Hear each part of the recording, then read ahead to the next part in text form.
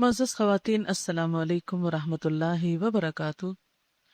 نحمدہ ونصلی علی رسولہ الکریم، اما بعد فاعوذ باللہ من الشیطان الرجیم، بسم اللہ الرحمن الرحیم۔ رب اشرح لی صدری ویسر لی امری واحلل عقدۃ من لسانی یفقہوا قولی۔ اللہ تعالیٰ کا لاکھ لاکھ شکر ہے جس نے ہمیں انسان بنایا۔ وہ چاہتا تو کوئی بھی اور مخلوق بنا سکتا تھا اور ہم اس سے شکوہ تک نہ کر سکتے تھے، لیکن یہ اس کا احسان ہے کہ اس نے ہمیں انسان پیدا کیا اور طرح طرح کی نعمتیں ہمارے لیے بنائیں۔ زمین پر جو کچھ بھی ہے وہ سب کچھ ہمارے لیے بنایا گیا۔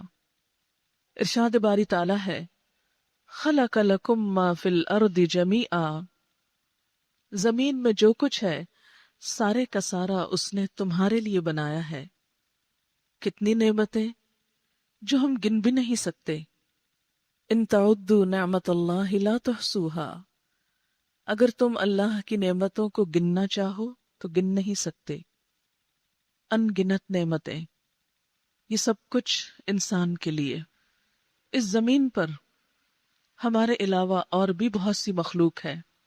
جیتی جاگتی مخلوق میں بہت سے حیوانات ہیں۔ اگر صرف انہی کے مقابلے میں خود کو دیکھیں تو شکر کے جذبات سے انسان کا دل اللہ کی محبت سے بھر جائے۔ لیکن عام طور پر ہم چونکہ غور و فکر نہیں کرتے، اپنی ہی دنیا میں محو اور مصروف ہوتے ہیں اور اپنے ہی کاموں میں لگے رہتے ہیں، اس لیے احساس بھی کم ہی ہوتا ہے۔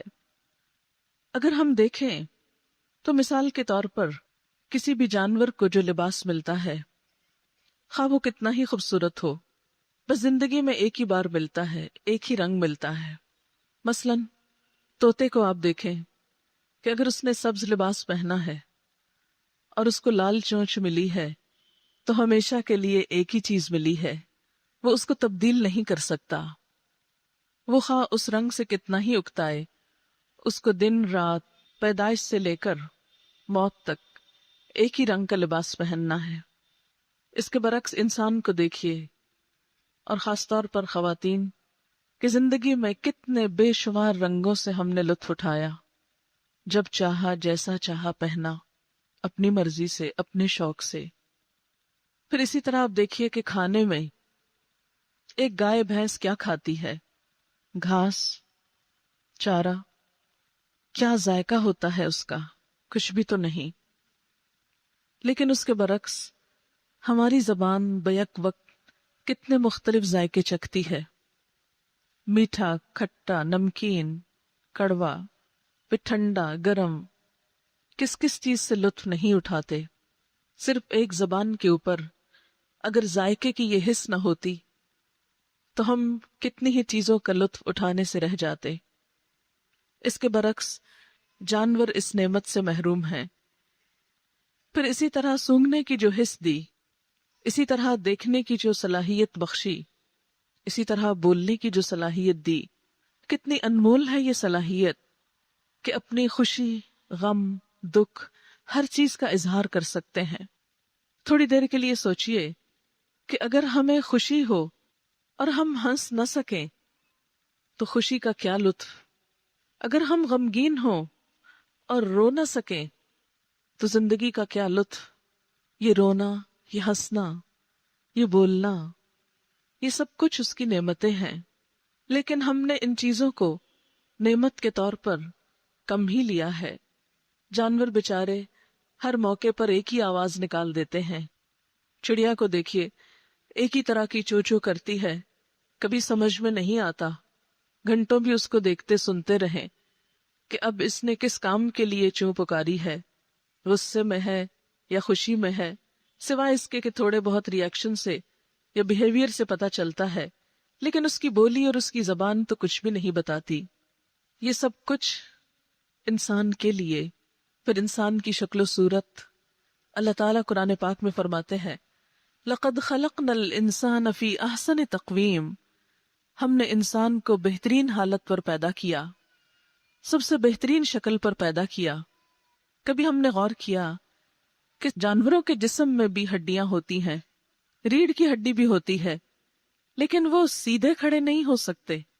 ہم انسان سیدھے کھڑے ہو سکتے ہیں۔ اور پھر اللہ تعالیٰ نے گوشت اور ہڈی کا جو امتزاج بنایا، اگر جسم کو ہڈیوں سے خالی کر دیں تو آپ دیکھیں گے کہ محض گوشت کا ایک ڈھیر جو زمین پر پھسلتا پھرے، نہ چل سکے، نہ بھاگ سکے، اور اس کی ساری خوبصورتی اور سارا حسن ختم ہو کر رہ جائے۔ یہ اللہ ہی کی نعمتیں ہیں جو دن رات ہم استعمال کر رہے ہیں، اور اگر اس میں ذرہ برابر خلل آ جائے تو ہم بسا اوقات انتہائی بے بس ہو کر رہ جاتے ہیں۔ دماغ کی خرابی کا سبب بسا اوقات صرف ایک سیل کا ڈس آرڈر ہو سکتا ہے، نگاہ کی خرابی کا سبب بسا اوقات بالکل ایک چھوٹے سے حصے میں کوئی ڈس آرڈر ہو سکتا ہے، کوئی ایسی گروتھ ہو سکتی ہے جو اب نارمل ہو۔ انسان کے منہ کو دیکھیے کہ ہماری آنکھوں کو دیکھنے کے قابل بنانے کے لیے ان میں تری ہے، اگر یہ ویٹنس زیادہ ہو جائے اور آنسو کی شکل میں ہر وقت منہ کے اوپر پانی کے قطرے گرتے رہیں تو ہم کیا کر سکتے ہیں؟ وقت ضرورت ہمیں پسینہ آتا ہے، لیکن اگر یہ ضرورت سے زیادہ ہو جائے تو ہمارا کیا حال ہو جائے؟ اسی طرح اگر منہ سے ہر وقت رال ٹپکتا رہے تو ہمارا حلیہ کیا ہو جائے؟ شاید کوئی ہماری طرف دیکھنا پسند نہ کرے۔ جسے بسا اوقات جن لوگوں کے ذہن میں کوئی خلل آ جاتا ہے اور وہ اپنے اعصاب پر کنٹرول نہیں کر پاتے تو بعض اوقات ان کو دیکھ کر ترس آتا ہے۔ لیکن اللہ تعالیٰ نے ہمیں یہ ساری نعمتیں عطا کی۔ کبھی سوچا ہم نے کہ ہم نے ان ساری نعمتوں کے جواب میں اس کو کیا دیا؟ کتنے کی خریدی تھی یہ سب چیزیں؟ آنکھ کے لیے کتنی قیمت دی تھی؟ اس بولنے کی کتنی قیمت جمع کرائی تھی؟ اس کے عوض کتنا کچھ اللہ کے ہاں جمع کرایا؟ اس چلنے پھرنے کی قوت کے لیے ہم نے اپنے رب کو کیا دے رکھا ہے؟ کچھ بھی تو نہیں۔ پھر ان ساری نعمتوں میں آپ دیکھیے کہ ہم جتنی چاہتے ہیں استعمال کرتے جاتے ہیں، سال ہر سال تک ان کو استعمال کرتے ہیں۔ ان نعمتوں کے علاوہ اس کی ایک بڑی نعمت کہ اس نے ہمیں مسلمان بنایا، ہدایت کی نعمت، اپنی پہچان، اپنا نام جو اس نے ہم کو دیا، تو ہم دنیا کے خوش قسمت ترین انسانوں میں سے ہیں۔ کئی ارب انسانوں میں سے وہ انسان ہیں کہ جن کو اللہ نے پیدائشی طور پر اسلام کی نعمت عطا کی۔ دنیا کی یہ ساری نعمتیں ہیں، لیکن اللہ تعالیٰ بطور خاص جس چیز کو نعمت قرار دیتے ہیں وہ دین اسلام کی نعمت ہے۔ الیوم اکملت لکم دینکم واتممت علیکم نعمتی، کہ آج میں نے تمہارا دین تمہارے لیے مکمل کر دیا اور اپنی نعمت تم پر تمام کر دی۔ وردیت لکم الاسلام دینا، اور تمہارے لیے دین اسلام کو پسند کیا۔ تھوڑی دیر کے لیے سوچئے کہ اگر ہم کسی ایسے گھرانے میں پیدا ہو جاتے کہ ہمیں یہ نعمت نہ ملتی تو ہم میں سے کتنے ایسے تھے کہ جو کوشش اور محنت سے اس نعمت کو پا سکتے۔ لیکن ان ساری نعمتوں میں جو ایک اور بہت بہترین نعمت ہے وہ یہ کہ ہمیں اللہ کے رسول صلی اللہ علیہ وسلم کی امت میں سے پیدا کیا گیا۔ اللہ تعالیٰ قرآن پاک میں اس نعمت کا بھی بطور خاص ذکر فرماتے ہیں، لَقَدْ مَنَّ اللَّهُ عَلَى الْمُؤْمِنِينَ اذ بعث فیہم رسولا من انفسہم یتلو علیہم آیاتہ ویزکیہم ویعلمہم الکتاب والحکمہ وان کانوا من قبل لفی ضلال مبین، کہ اللہ نے اہل ایمان پر بہت بڑا احسان کیا جب ایک رسول ان کے اندر انہی میں سے اٹھایا جو ان پر اس کی آیات پڑھ کر سناتا ہے، ان کا تزکیہ کرتا ہے، انہیں کتاب اور حکمت کی تعلیم دیتا ہے، اور اس سے قبل وہ کھلی گمراہی میں مبتلا تھے۔ تو گویا زندگی کی تمام نعمتوں میں جس نعمت کا اللہ پاک نے ذکر خاص طور پر کیا وہ رسول اکرم صلی اللہ علیہ وسلم کی ذات ہے، اور آپ کے ذریعے سے ملنے والی کتاب ہے، اور آپ کے ذریعے سے ملنے والی وہ حکمت کی باتیں ہیں جو انسانی زندگی کو سنوارتی ہیں، انسان کے اخلاق کو بہتر بناتی ہیں، اور انسان کو اس دنیا میں بھی جینے کا لطف دیتی ہیں اور آخرت میں بھی۔ دنیا میں جو کچھ بھی ہمیں ملا دو نعمتوں کی شکل میں، ایک ہمارے جسم کے لیے، دوسری ہماری روح کے لیے، ان تمام نعمتوں کو دے کر اللہ تعالیٰ ہم سے یہ نہیں چاہتے کہ ہم ان نعمتوں کو چھوڑ کر ایک طرف رکھ کے کنارہ کشی کر کے دنیا سے منہ موڑ کر بیٹھ جائیں۔ اسلام ہمیں ایسی کوئی تعلیم نہیں دیتا۔ اسلام میں کسی رہبانیت کا تصور نہیں۔ اسلام میں نیکی یہ نہیں کہ آپ نعمتوں کو ٹھکرا دیں، یہاں نیکی یہ نہیں کہ آپ ان سے منہ موڑ لیں، یہاں نیکی یہ ہے کہ ان نعمتوں کو استعمال کریں اور صحیح طور پر استعمال کریں، ان میں اپنا حق بھی لگائیں اور دوسروں کو بھی ان کا حق دیں، اور ان نعمتوں کو پا کر اللہ کا شکر ادا کریں۔ اس لیے کہ دو رویے ہوتے ہیں، ایک نعمت کو پا کر شکر ادا کرنے کا اور ایک اس کے برعکس تکبر کرنے کا۔ جب بھی انسان کو کچھ ملتا ہے تو انسان یا تو شکر گزار ہوتا ہے یا پھر خود پسند ہو جاتا ہے، متکبر ہو جاتا ہے۔ تکبر کیا چیز ہے کہ جب انسان کو کوئی نعمت ملے تو وہ اس نعمت کو پا کر خود کو اتنا بڑا سمجھنے لگے کہ اپنے ہی جیسے دوسرے انسان اس کو چھوٹے نظر آنے لگے۔ یہ رویہ جہاں خالق کائنات کو پسند نہیں، وہاں مخلوق کو بھی اچھا نہیں لگتا۔ ایسا کرنے والے جہاں اللہ کی محبت نہیں پاتے، وہاں مخلوق کی محبت سے بھی محروم رہتے ہیں۔ اسلام بنیادی طور پر ہمیں اسی رویے کی اصلاح کرنا سکھاتا ہے۔ اب دیکھیے کہ قرآن پاک کی ابتدا جن الفاظ سے ہوتی ہے وہ ہیں الحمدللہ رب العالمین، کہ سب تعریف اللہ کے لیے ہے، سب شکر اللہ کے لیے ہے۔ یہ شکر کا ادا کرنا، نعمتوں کو رب کی امانت سمجھنا، رب کا احسان سمجھنا اور ان کو پا کر جواباً رب ہی کے آگے جھکنا، اس کا شکر گزار ہونا، یہ دراصل درست رویہ ہے۔ اور اس کے مقابلے میں نعمتوں کو پا کر خود کو بڑی چیز سمجھنے لگنا اور ان نعمتوں پر بخل کرنا، ان سے صرف اپنی ذات کو فائدہ دینا اور اس کی مخلوق کو محروم رکھنا، یہ ناشکری کا رویہ ہے جو انسان کو خود بھی نقصان دیتا ہے اور دنیا کے نقصان کے علاوہ آخرت میں بھی اس کے نقصان کا ذریعہ ہے۔ مثال کے طور پر نعمت کیا ہے؟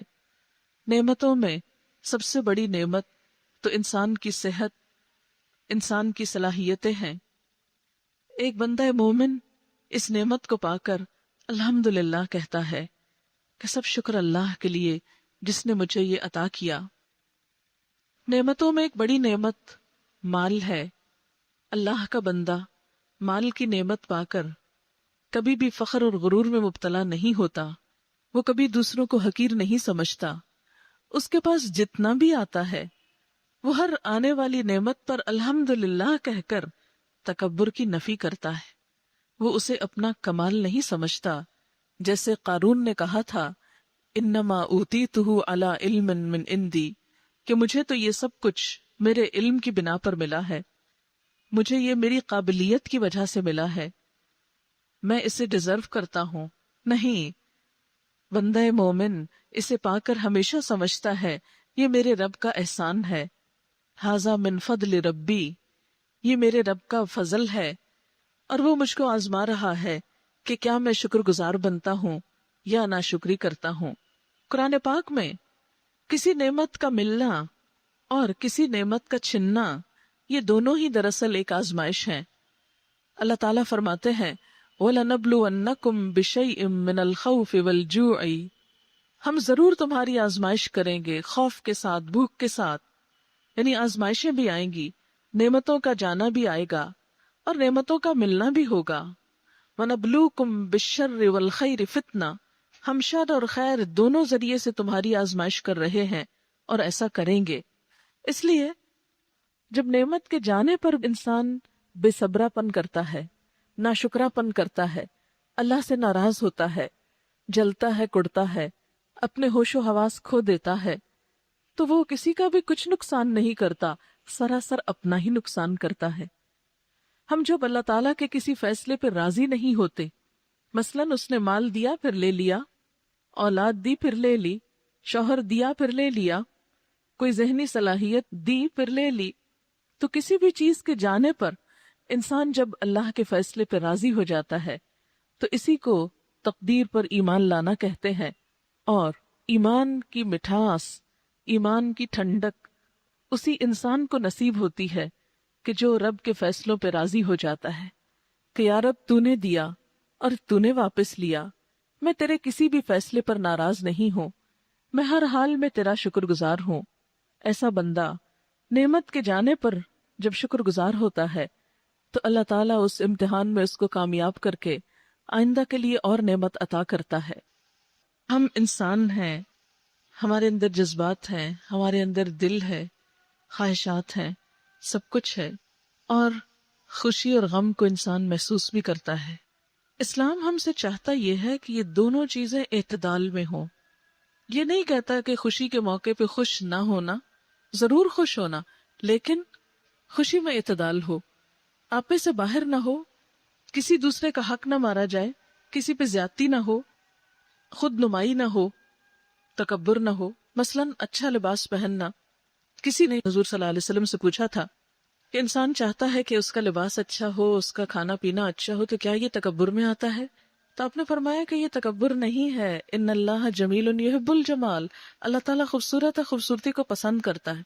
تکبر تو اس چیز کا نام ہے کہ انسان کو جب کوئی نعمت ملے تو وہ خود کو زیادہ اچھا سمجھے اور لوگوں کو حقیر سمجھے اور حق کا انکار کر دے. جب درست بات اس کے سامنے آئے تو اس کو مانے نہ. اسی طرح یہ کہ غم کے موقع پہ غم کا آنا قدرتی بات ہے، لیکن شدید سے شدید غم کے موقع پر بھی انسان کو یہی بتایا گیا کہ وہ آپے سے باہر نہ ہو، غم تو کرے. حضرت یعقوب علیہ السلام حضرت یوسف علیہ السلام کی جدائی میں کتنے سال روتے رہے. قرآن پاک نے اس غم کا ذکر کیا ہے، وَبِيَضَّتْ عَيْنَاهُ مِنَ الْحُزْنِ، کہ ان کی آنکھیں غم کے مارے سفید ہو گئی تھی، نہیں بینائی جاتی رہی. کیونکہ اولاد چیز ہی ایسی ہے کہ وہ محبتوں میں انسان کی برداشت سے باہر ہے.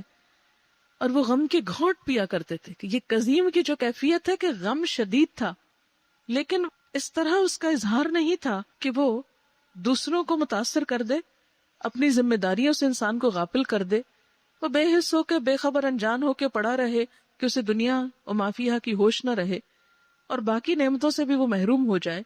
نہیں، غم ہو اس کے اندر ہو، محسوس کرے، لیکن اللہ سے شکوہ نہیں اور اس کے بندوں کے حقوق میں کوتاہی نہیں.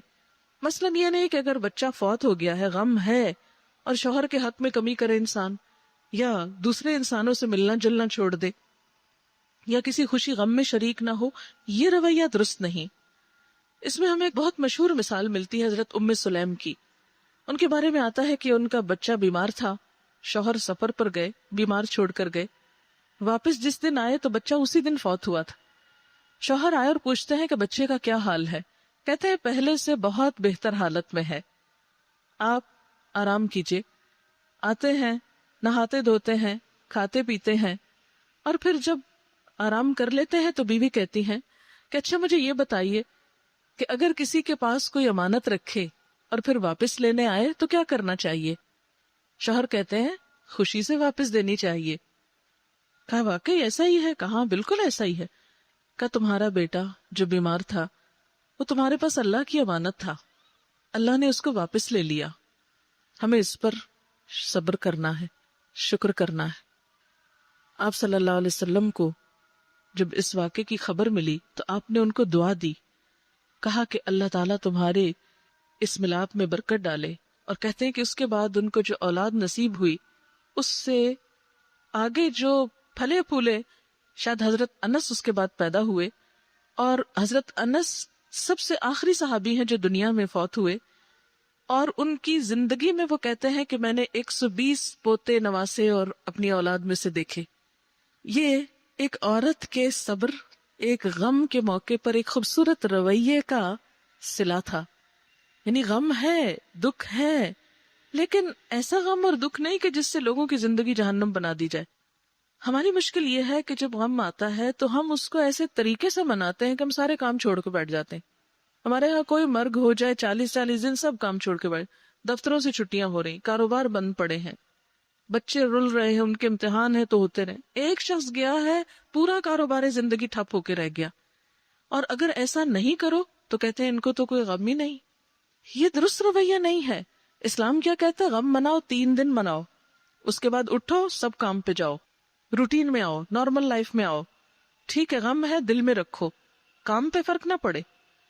آج میں سمجھتی ہوں کہ ہماری قوم کے زوال اور ترقی نہ کرنے کی جو بنیادی وجہ ہے اس میں ہماری خوشیوں کے موقعوں کا طویل ہو جانا. شادی آتی ہے، مہینہ مہینہ سارے کام کاج متاثر ہو جاتے ہیں، گھر کا چین آرام، روٹین، نمازیں، ساری زندگی ہر چیز ڈسٹرب ہو کے رہ جاتی ہے. غم آتا ہے، ہر چیز زندگی کی اوپر سے نیچے، نیچے سے اوپر ہو جاتی ہے. حتیٰ کہ بسا اوقات وہ بزرگ جنہیں دنیا سے اب جانا ہی، جنہوں نے کھا پی لیا، زندگی کی ساری خوشیاں، بچوں کی شادیاں، پوتے نواسے، سب کچھ دیکھ لیے، اب وہ چلے گئے، اب ان کے 40ویں ہو رہے ہیں، ان کے مرنے پہ رسمیں ہو رہی ہیں، جو زندگی بھر کی پونجی ہے وہ لٹائی جا رہی ہے، وارث جو ہے ان کو کچھ نہیں ملا، کسی کی تعلیم کے لیے خرچ کرنے کا کچھ پتہ نہیں، دیکھ پہ دیکھ پک رہی ہے، میٹھا پک رہا ہے، نمکین پک رہا ہے، کارڈ بانٹے جا رہے ہیں، خدا جانے کیا ہو رہا ہے. تو ہمارے معاشرے میں جتنا خوشی کے موقع پہ اسراف اور غم کے موقع پر اس کو طول دے کر بیکاری اور بے عملی ہے، یہ ہماری زندگی میں کوئی کام کرنے کو نہیں چھوڑتی. اچھا باہر میں نے دیکھا کہ اپنے ہی لوگوں میں بعض اوقات لوگ کسی ڈیتھ کی اطلاع تک نہیں دیتے کیونکہ سب کام کرتے ہیں. بہت قریب سے میں کسی کو جانتی ہوں کہ ان کی والدہ کا انتقال ہو گیا اور انہوں نے وہاں کسی کو نہیں بتایا. بہت دن بعد کہیں اور سے پتا چلا. جب ان سے پوچھا گیا تو انہوں نے کہا کہ پھر لوگ بہت دن تک آتے رہتے اور میں جاب کرتی ہوں، مجھے چھٹی نہیں مل سکتی تھی، میں نے بتایا ہی نہیں کسی کو. یہ ایک اور ایکسٹریم رویہ. اگر ہمارا معاشرہ سلجھا سنبھلا ہوتا تو ایٹ لیسٹ ہم تعزیت بھی کریں، کسی کا غم بھی بانٹے، کسی کے لیے دعا بھی کریں، کسی کے ساتھ شریک بھی ہوں. تو اس فکر سے اور اس خوف سے کہ دوسرے میرا وقت ضائع کریں گے، ایسا کیوں ہوتا ہے؟ ہمیں انہی 2 چیزوں سے روکا جا رہا ہے. شکر اور صبر زندگی کے 2 ستون ہیں.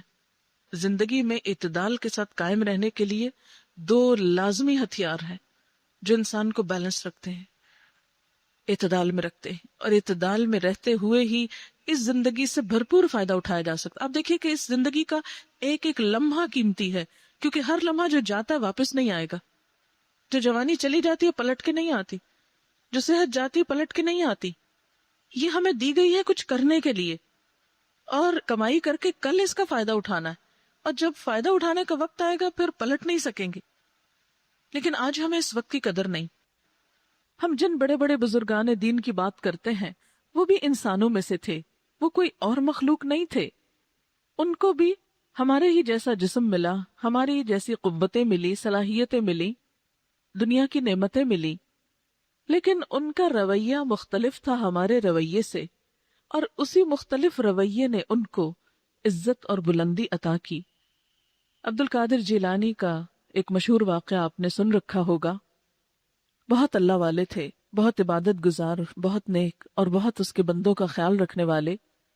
اللہ تعالیٰ نے انہیں دنیا کی بے شمار نعمتوں سے نواز رکھا تھا. تاجر تھے، ان کے بڑے بڑے بحری جہاز تجارت کا سامان لے کر ایک ملک سے دوسرے ملک جاتے. تجارت کے ساتھ ساتھ وہ لوگوں کی اصلاح اور تبلیغ کا کام بھی کرتے. ان کی مجلسیں ہوتی، محفلیں ہوتی، لوگ آتے، فیض یاب ہوتے. ایک روز اپنی مجلس میں بیٹھے ہوئے تھے کہ خادم نے آ کر اطلاع دی کہ آپ کا فلاں جہاز جو اتنا سامان لے کر جا رہا تھا، اطلاع ملی ہے کہ وہ ڈوب چکا ہے. انہوں نے اس خبر کے سننے پر نہ اپنی مجلس کو ختم کیا اور نہ ہی کوئی آنسو بہائے اور نہ ہی کوئی واویلا کیا، بس صرف اتنا کہا الحمدللہ، اور اس کے بعد اپنی گفتگو شروع کر دی جو پہلے سے کر رہے تھے. جہاں سے روکا تھا وہیں سے آگے چل پڑے. دوسرے دن اسی قسم کی پھر مجلس تھی کہ اسی خادم نے دوبارہ آ کر کہا کہ حضرت وہ کل والی اطلاع غلط تھی، اور جس جہاز کے غرق ہونے کی خبر تھی وہ جھوٹی تھی. وہ جہاز صحیح سلامت اپنے منزل تک پہنچ گیا ہے. تو اس پر بھی کہنے لگے الحمدللہ.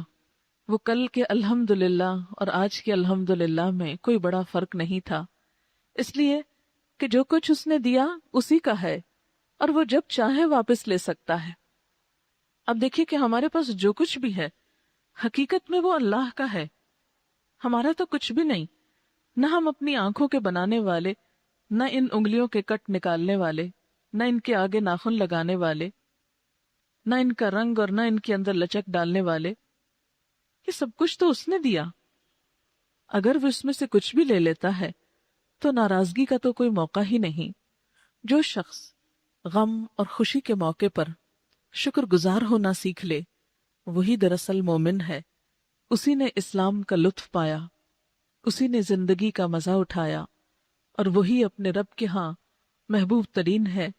وہی اپنے رب کے ہاں پھر بلند درجے پائے گا، وہی جنت کا مستحق ہے. اس لیے کہ جنت پرامن، شکر گزار، رب کی رضا پہ راضی رہنے والے اور رب کی مخلوق سے پیار کرنے والوں کے لیے ہے. اس لیے کہ وہ جگہ ہے کہ جہاں پر نہ کوئی لغو باتیں ہوں گی، نہ جھوٹ اور فریب ہوگا، نہ دھوکا ہوگا، اور نہ ہی ایسی کچھ اور چیزیں کہ جو انسانوں کی زندگی کو جہنم بنا دیتی ہیں. اور پھر آپ دیکھیے کہ جتنا جتنا انسان شکر گزار ہوتا ہے اتنی ہی اس میں عاجزی آتی ہے. جب عاجزی آتی ہے تو رب کی مخلوق سے بھی محبت ہوتی ہے. پھر جب مال ملتا ہے تو انسان اسے صرف اپنے لیے نہیں رکھ دیتا، اس کا دل ایک ایک بندے پہ تڑپ اٹھتا ہے. کون بھوکا ہے، کون بے لباس ہے، کون بیمار ہے، کون مدد کا مستحق ہے. میرے رب نے مجھے جو کچھ دیا ہے یہ میرے پاس امانت ہے. اس نے مجھے آنر بخشا کہ میرے ذریعے سے اس کے بندوں پر خرچ ہو. یہ برعکس معاملہ بھی ہو سکتا تھا کہ یہ نعمت کسی اور کو دے دیتا اور مجھے محروم کر دیتا، میرا حق کسی اور کے پاس چلا جاتا اور میں بھی پھر یوں ہی ترستا پائی پائی کو، قطرے قطرے کو. نہیں، اسی لیے ہم دیکھتے ہیں کہ اول دور کے مسلمان فقیر کے گھر آنے سے پہلے ہی صدقہ اٹھا کر گھوما کرتے تھے کہ ہے کوئی لینے والا. وہ خود ڈھونڈ ڈھونڈ کر، تلاش کر کر کے ضرورت مندوں تک پہنچایا کرتے تھے. وہ اس بات کی نوبت نہیں لاتے تھے کہ ضرورت مند ان کے دروازے تک آئیں.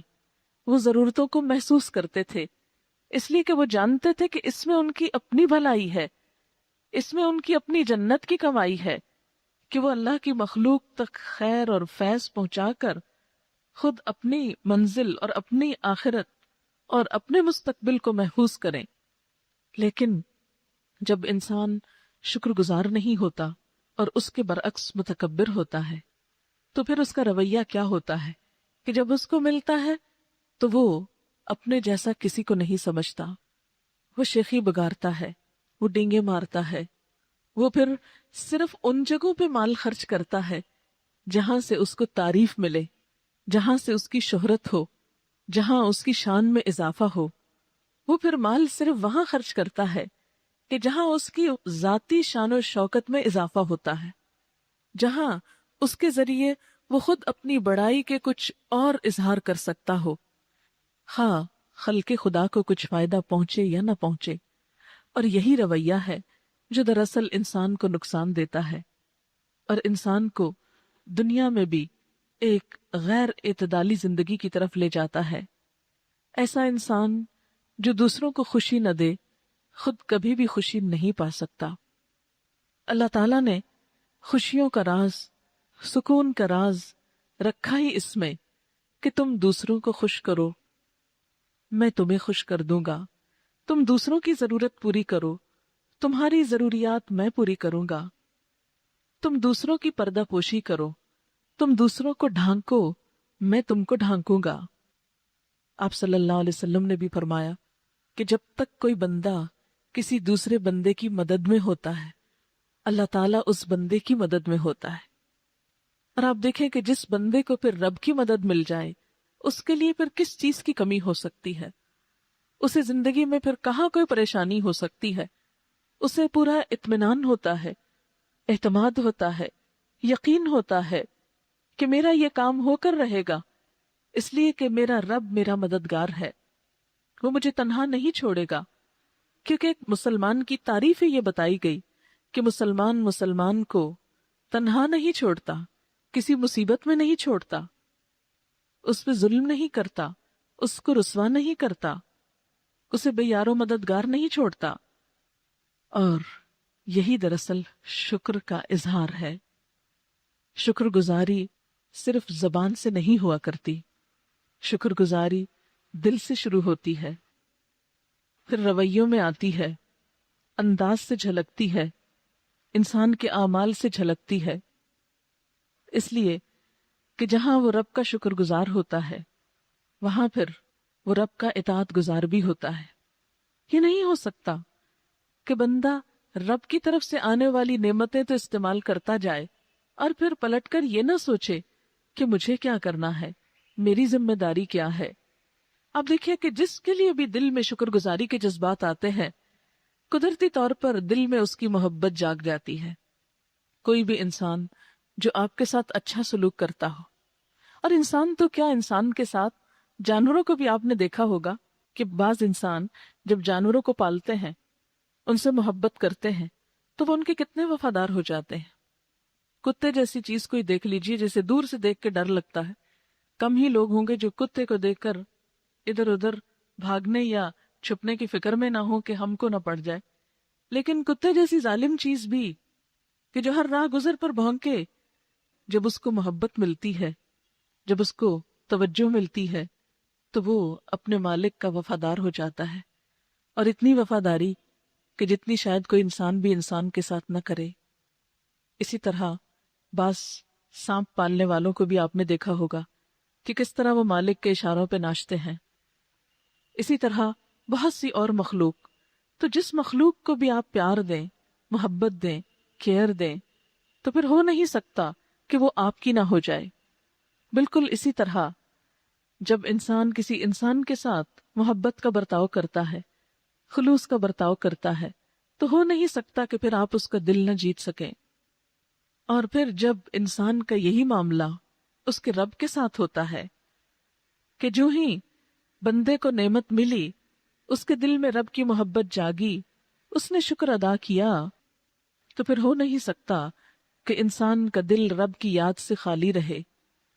اس کا لازمی نتیجہ یہ ہوتا ہے کہ انسان اپنی زبان سے اس کا اظہار کرتا ہے، تو شکر کا لازمی نتیجہ پھر ذکر ہوتا ہے، اور ذکر میں جس طرح انسان اس انسان کو یاد کرتا ہے جس سے انسان کو خوشی ملتی ہے۔ اگر آپ اپنا جائزہ لیں کہ آپ سب سے زیادہ کس کو یاد کرتے ہیں، عموماً اسی کو کہ جس کے خیال سے بھی آپ کو خوشی ہو، تبھی آپ اس کو یاد کرتے ہیں۔ آپ کس سے ملنا پسند کرتے ہیں کہ جس سے مل کر آپ کو خوشی ہوتی ہو، لیکن کس کے پاس جانا نہیں چاہتے کہ جس کے پاس جا کر آپ کی خوشی کے بجائے پریشانی میں اضافہ ہو۔ تو بالکل اسی طرح ایک بندے کی اللہ تعالیٰ سے شکر گزاری کا پہلا رویہ کیا ہوتا ہے کہ اللہ کی محبت دل محسوس کرنے لگتا ہے۔ پھر انسان تنہائی میں بھی اپنے رب کو یاد کرنے لگتا ہے۔ ایمان کی پہچان یہ ہے کہ انسان تنہائی میں اپنے رب کو یاد کرے۔ ایک روایت میں آتا ہے کہ تم 3 جگہوں پر اپنے دل کا جائزہ لیا کرو اور دیکھو کہ دل کی کیا حالت ہے، اور اگر ان 3 مواقع پر تم اپنے رب کو یاد نہ کرو تو پھر جان لو کہ تمہارے سینے میں دل نہیں پتھر ہے۔ ان میں سے ایک موقع ذکر کی مجلسوں میں، دوسرا قرآن پڑھتے وقت، اور تیسرا تنہائی کے اوقات میں۔ یہ 3 مواقع ایسے ہیں کہ رب یاد آنا چاہیے، اور ہم دیکھتے ہیں کہ تنہائی میں جب رب یاد آتا ہے تو اس یاد کی لذت ہی کچھ اور ہے۔ اللہ سبحانہ و تعالی نے ان آنکھوں کے لیے جہنم کی آگ کو حرام کر دیا کہ جو تنہائی میں اپنے رب کو یاد کر کے بہہ پڑے، یعنی انسان تنہائی میں اپنے رب کا ذکر کرے، رب کا خیال آئے، اس کی نعمتوں کا احساس جاگے، اور پھر انسان کی آنکھوں سے آنسو بہہ پڑے۔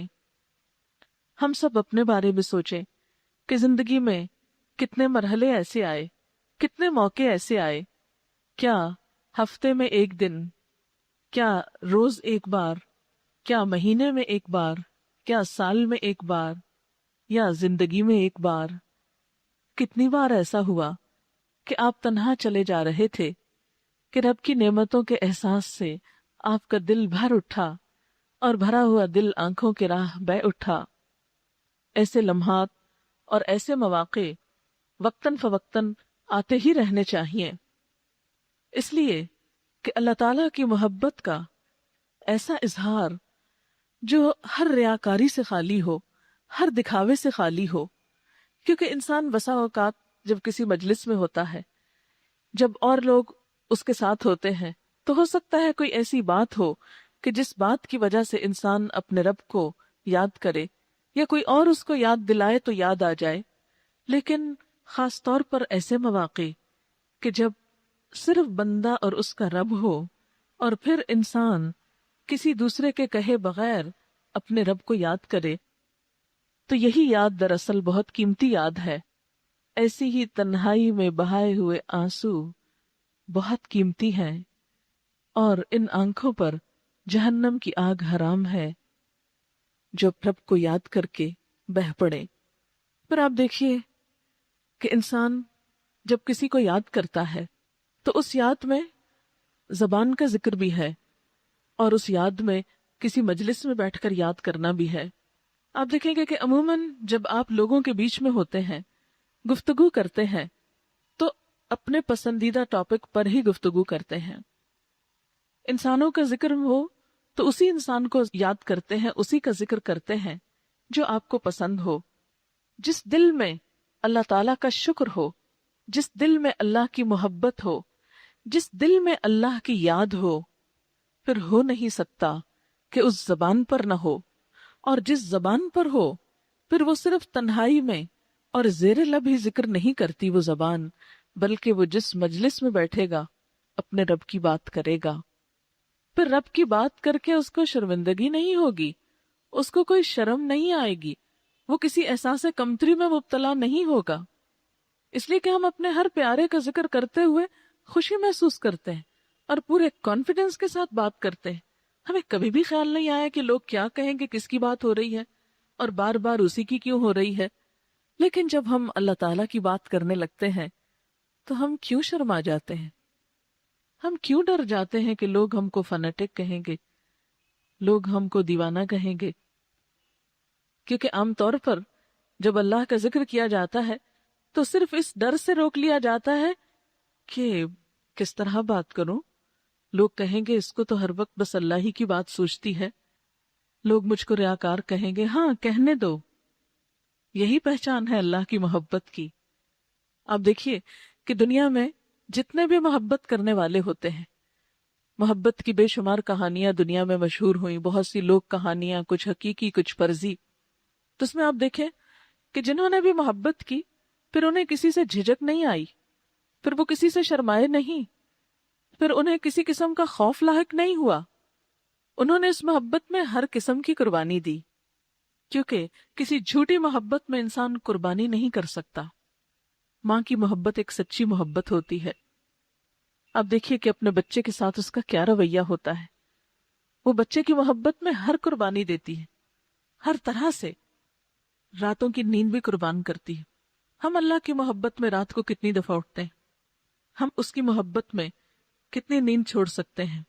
ماں کھانے کو بیٹھتی ہے کہ بچہ رو پڑتا ہے، آپ نے دیکھا ہوگا ماں کھانا چھوڑ دیتی ہے اور بچے کو اٹھا لیتی ہے۔ کیوں؟ اس لیے کہ محبت ہے۔ ہماری زندگی میں کتنے مواقع ایسے آئے کہ جب ہمیں بھوک لگی ہو اور ادھر سے اللہ کی پکار آ جائے تو ہم تھوڑی دیر کے لیے بھوک قربان کر سکیں۔ حالانکہ اللہ تعالیٰ نے ہمارے لیے تو سہولت رکھی کہ اگر اذان ہو جائے، نماز کا وقت آ جائے اور ادھر بھوک لگی ہو تو پہلے کھانا کھا لو۔ یہ نہیں کہا کہ نہیں میں تمہاری محبت کو آزماؤں گا کہ اب تم کھانا کھاتے ہو یا نماز کے لیے آتے ہو، اتنا نہیں آزمایا اس نے ہمیں۔ لیکن ہمارا امتحان یہی ہے کہ جب ہم کھانا کھانے بیٹھیں تو پھر بیٹھے نہ رہ جائیں، پھر کھانا کھا کر اس کی نعمت لے کر اس کا شکر بھی ادا کریں۔ تو گویا ذکر کی دو قسمیں، ایک ذکر تسبیحات کی شکل میں، مثلا سبحان اللہ و بحمدہ سبحان اللہ العظیم، فرشتوں کی تسبیح جس سے زمین و آسمان گونج اٹھتے ہیں جب ان کی تسبیح ہوتی ہے۔ انسان کے لیے بھی پسندیدہ ترین کلمات جو زبان پہ بہت ہلکے ہیں، اٹھتے بیٹھتے چلتے پھرتے سوتے جاگتے جب تک ہوش و حواس ہیں انسان اللہ کا ذکر کرتا رہے، کیونکہ قرآن پاک میں مومن مردوں اور عورتوں کی جو صفات بیان کی گئی ہیں اس میں کیا ہے؟ وَالذَّاكِرِينَ اللَّهَ كَثِيرًا وَالذَّاكِرَاتِ، کثرت سے اللہ کا ذکر کرنے والے مرد اور عورتیں۔ ذاکرات کہہ کر اللہ تعالیٰ نے خاص طور پر عورتوں کا ذکر بھی کیا، اب ایسے میں عام طور پر ہمارے ہاں بہت سی ایسی باتیں مشہور کر دی گئیں کہ ذکر کے لیے باوضو ہونا لازم ہے، قبلہ رو ہونا لازم ہے، مصلی پہ بیٹھنا لازم ہے۔ نہیں، ہمارے دین میں بڑی وسعت ہے، بہت رخصت ہے۔ نبی صلی اللہ علیہ وسلم کے بارے میں آتا ہے کہ آپ ہر حال میں اللہ کو یاد کیا کرتے تھے، ہر موقع پر اللہ کا ذکر کیا کرتے تھے، مثلا واش روم جاتے ہوئے اور نکلتے ہوئے، بس صرف اتنی دیر کہ جب انسان ایک ناپسندیدہ حالت میں ہے، ورنہ دروازے پر قدم رکھتے ہوئے اور نکلنے کے فوراً بعد بھی ذکر ہے۔ کیوں؟ اس لیے کہ جس رب نے یہ ساری نعمتیں دیں، احسان کیے، اس کو ہر جگہ یاد کیا جائے۔ لہٰذا ذکر کی ایک قسم تو یہ کہ انسان کسی مجلس میں بیٹھا ہو، کہیں پر بھی ہو، اللہ نے قدرتی تسبیحاں ساتھ دی ہوئی ہیں، ہاتھوں کے اوپر نشان بنائے ہوئے ہیں، اور اس کا فائدہ یہ ہوتا ہے اگر نشان رکھ کے یا کسی چیز پر ذکر کیا جائے تو انسان کا پھر دھیان ہٹتا نہیں۔ اور آپ دیکھیے کہ حدیث پاک میں یہ بھی آتا ہے کہ جنت اور دوزخ تو چٹیل میدان ہے۔ انسان جب ذکر کرتا ہے تو یہ ذکر ہی ان کے سرسبز ہونے کا سبب بنتا ہے، یعنی قیامت کے دن اس شخص کی جنت اتنی ہی ہری ہوگی، اتنی ہی سرسبز ہوگی، آباد ہوگی، جتنا زیادہ وہ اللہ کا ذکر کرنے والا ہوگا۔ ایک اور روایت میں ایک ذکر کے بدلے ایک پودے کا ذکر کیا گیا ہے۔ بہرحال یہ ذکر انسان کے دل کو روشن کرتا ہے، دل کے اطمینان کا سبب بنتا ہے۔ قرآن پاک میں اللہ تعالیٰ فرماتے ہیں الا بذکر اللہ تطمئن القلوب، سنو، دلوں کے اطمینان کا سبب اللہ کا ذکر ہی ہے۔ آج کی دنیا میں سب سے بڑا مسئلہ کیا ہے کہ دل بے چین ہے، غم ہے، دکھ ہے، ڈپریشن ہے، انجانا سا خوف ہے، کسی نہ کسی چیز کے توہم میں دل گرفتار ہے کہ نہ جانے کیا ہونے والا ہے۔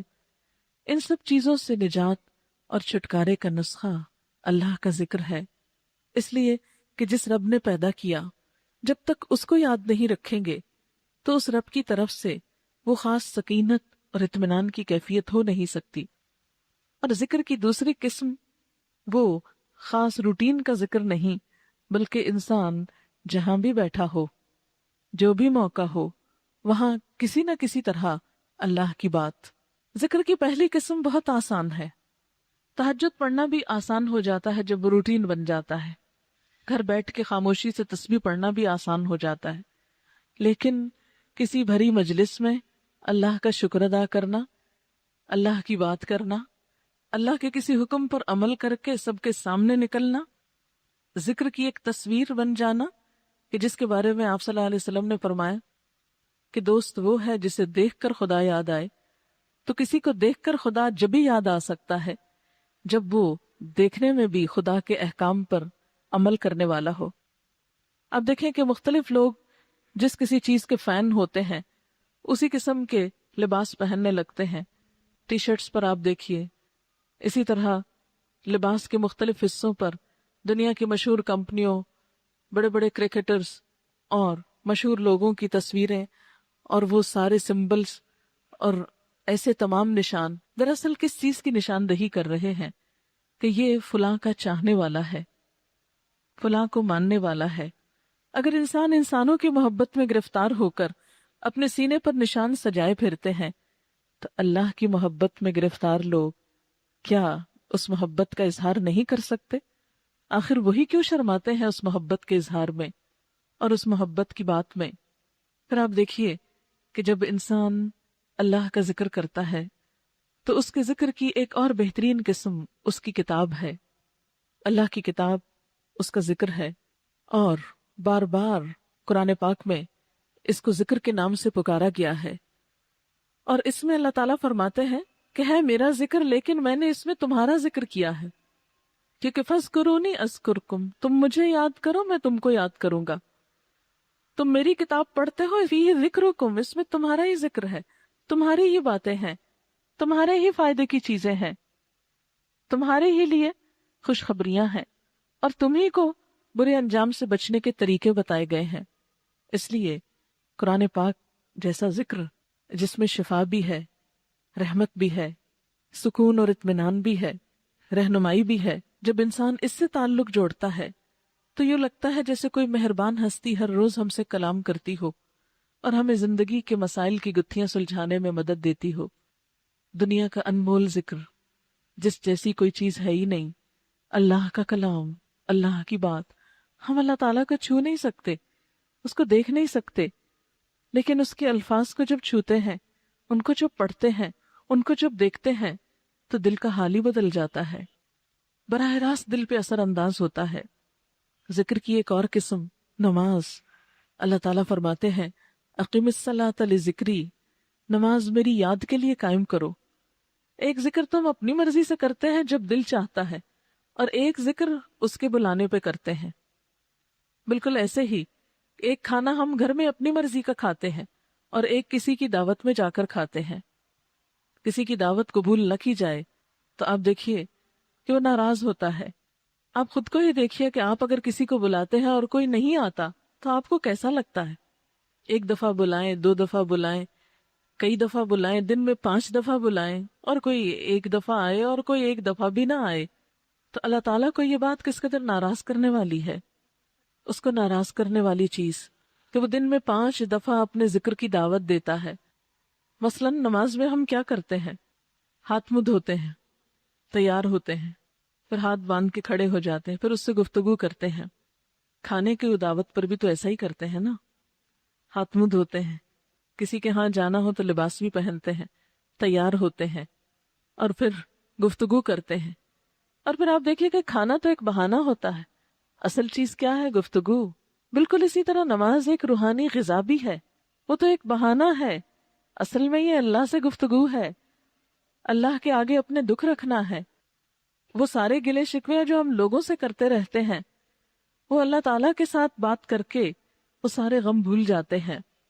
جسمانی پاکیزگی بھی ہے، اور روح کے اوپر پڑنے والی آلودگی اور روح کے اوپر پڑنے والے بوجھ، ان کو اتارنے کا ذریعہ بھی ہے۔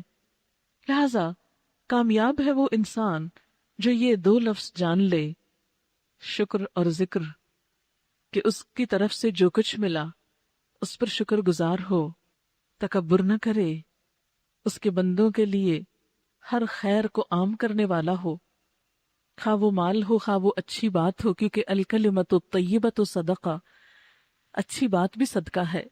اچھے مشورے سے، عیادت سے، سلام کا جواب دے کر، چھینک کا جواب دے کر، کسی کی مدد کر کے، کسی کو راہ دکھا کے، کسی کو اونچا بول کر سنوا کے، کسی کی انگلی تھام کے، کسی بھی طرح چھوٹی چھوٹی خوشیاں دے کر انسان دراصل خود خوشیاں سمیٹتا ہے، اور یہ تکبر کی نفی کرتا ہے۔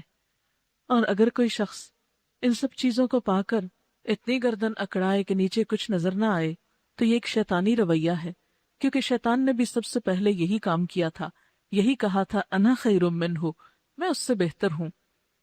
تو خود کو بہتر سمجھنے والے کبھی خدا کی نگاہ میں بہتر نہیں ہوتے، اور نہ اس کی مخلوق کی نگاہ میں۔